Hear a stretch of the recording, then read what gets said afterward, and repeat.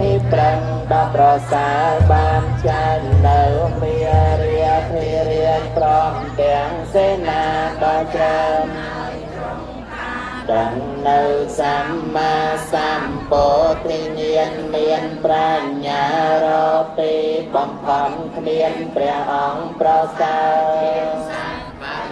ខ្ញុំព្រះករុណាសូមក្រាបថ្វាយបង្គំនៅព្រះសម្មាសម្ពុទ្ធអង្គ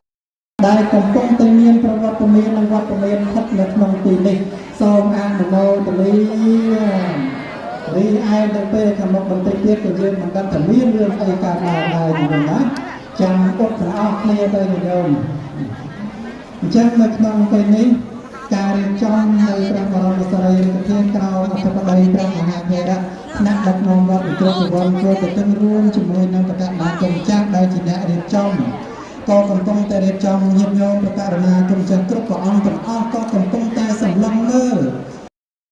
តយតាំងនមចារិសុបតៈកេណាកាយកម្មវេទនាកម្មបតៈកេណាបតៈកេណាមនោកម្មបនិតិតេបតៈកេណាបតៈកេណាយិកាស្មានលកាតហេ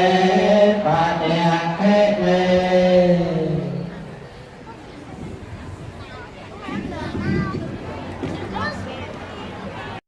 វត្តកំណើតឆាប់វ័នរាំងសីអមដោយការបង្ហោះពេញប៉ោងតំណាងពណ៌នីមួយៗបន្ទាប់មកសូមបទសារថៃនមស្ការប្រតនត្រ័យសង្ខេបម៉ោង